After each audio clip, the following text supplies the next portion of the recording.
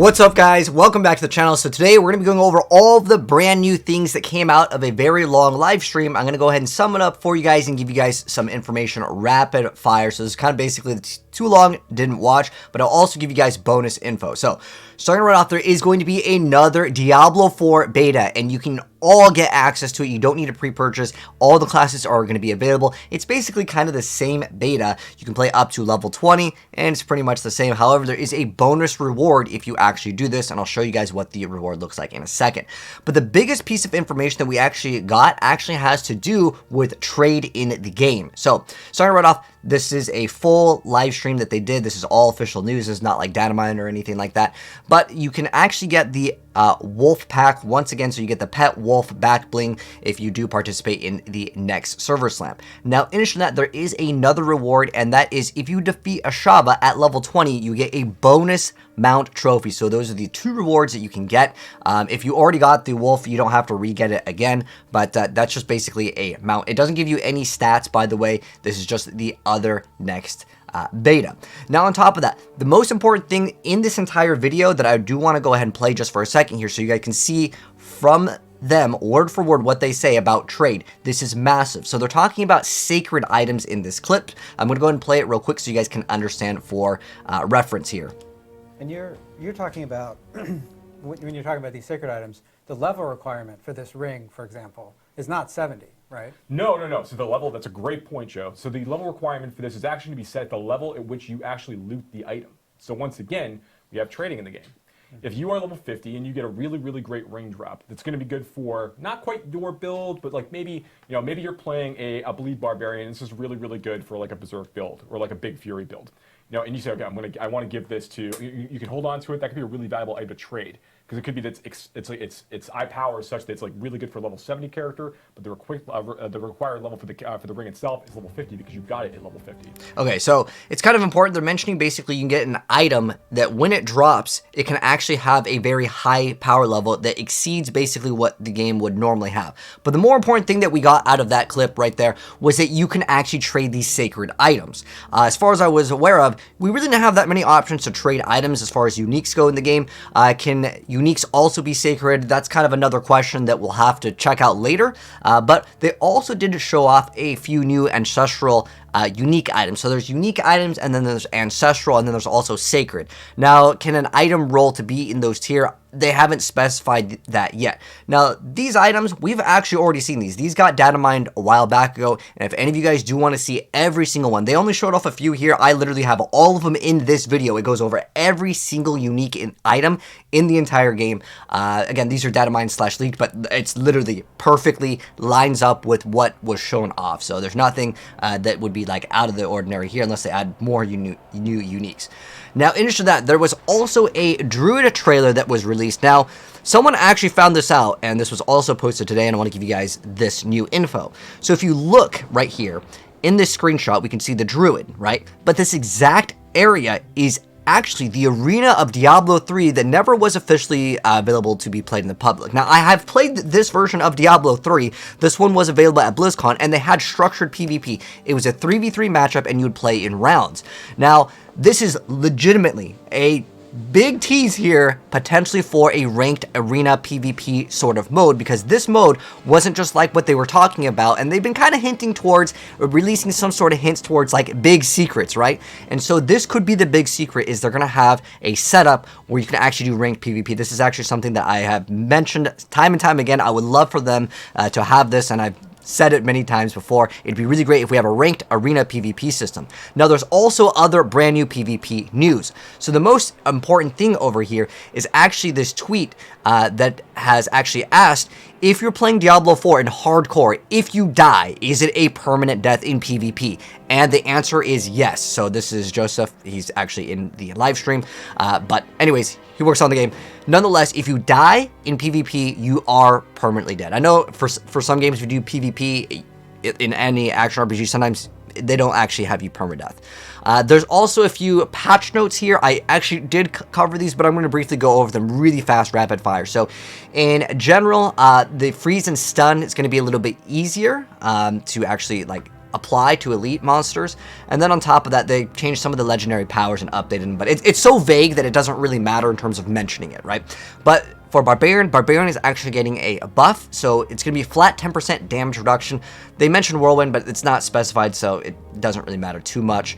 And then they said Double Swing Skill Enchantment refunds its full Fury cost when it is used on a stunned or knockdown enemy. They massively buffed the Druid. Again, no numerical stats have been given, so it's kind of just like they're buffing the Druid. The Necromancer summons will actually die a little bit more often, so you're going to have to use around corpses a little bit. They're actually nerfing Corpse Explosion. Rogue, the imbuements are going to get nerfed a little bit, but there is a bonus with the Subterfuge skills. And then with Sorcerer, Charge Bolt damage is going to be increased, but the mana cost is going to increase. They're decreasing the damage of Chain Lightning and reducing its effectiveness against bosses because you can keep on bouncing it back because there's only one target. And then they decrease the cooldown of the Incinerate skills enchantment bonus. The firewalls now spawn underneath enemies more frequently when you have its enchantment bonus. And then increase the luck hit chance of the Meteor skills enchantment bonus. So really fast rapid fire. If you guys want the full patch notes, it goes a little bit more in detail. I made a video that goes over every single thing here. But on top of that, they did release a tiny bit more information on these Paragon nodes. Now, this has actually been data mined as well. So I have the entire Paragon board for every single class already available for you guys. But what I did want to go over specifically is checking out some of these newer nodes that kind of were now released to the public here in a sense, because before it was just kind of data mined. So you can see a lot of the nodes originally when we first saw the Paragon tree, and this was myself included, was looking at it and like, okay, +5 strength, +5 dex. It's like no different than we had in Diablo 3. But there is extra bonuses that they're trying to show off. Now they kind of hinted towards there is more complexity in this game, guys. That's kind of what they were showing, and they did show off a really cool thing. So what we're looking at is a glyph socket. Now, again, I'm going to also have a video provided for you guys that explains this more in detail, so this video is not super long because this is supposed to be like kind of rapid fire, too long, didn't watch. Basically, these sockets are things that you can get. They're called glyphs. In the Paragon board, there are sockets, and if you put a skill point, you can socket a glyph in. Basically, it's similar to the Diablo 3 system of a legendary gem where you can actually upgrade it by doing dungeons. Now, as far as the complexity goes, you can see over here, it says requirements purchased in Radius plus 25 out of 25 dexterity. So there is a bonus over here where it grants plus 50% bonus to all rare nodes within range. The range is that circle. So if you played Path of Exile, it's kind of like, you know, notables in Radius do something. So I like this system. I think it's kind of cool and it's awesome to see. And you can actually upgrade these glyphs too. So you can see these numbers in, I believe, the yellow here are the numbers that will be increased as you upgrade your glyphs. So these are kind of a form of endgame content as well. But if you guys want to learn more about this, I have a dedicated video that goes over all the legendary ones. For some reason in this video, they didn't really go over the legendary ones. That is the most important thing in terms of build complexity. And honestly, Sorceress is really cool. There are some builds, Necromancer actually looks by far the best. Again, check the video down below. It is absolutely important. If you are interested in playing this game and going towards the end game, which most people are interested in, check out this video. It is it's called Diablo 4 Paragon Leak Dynamite. It's all the legendary nodes, which is the most important thing with this system, and I'll also pin it down below. Now here is the glyph system upgrade that was shown in the live stream, so you can see how it kind of works here. This is, I think, our first look at an official screenshot here of the glyph system. So how this works is, unlike Diablo 3, where you would basically just, it would either level up or it wouldn't level up, right? So you can see this Bane over here, its current level is 1, its next radius increase as at level 15. It says for every 5 intelligence purchased within range, you deal 3% increased poison damage. And then poison damage effects have a 10% chance to deal double the amount of damage over their duration. So you can see how it works. There's an XP bar, so I think it's going to be a little bit more consistent. If you've played Diablo 3 and you're trying to min-max doing GR like 150s, sometimes you just have to hit that, like, you know, 5% chance to get the gem upgrade, and it just takes a really long time. And I like the system a lot better as it's just XP that you just put in, and so you're always going to basically be progressing these glyphs. Now, as far as these glyphs, what's the max level? I don't have that information for you guys yet, but that's something that I felt like was very important.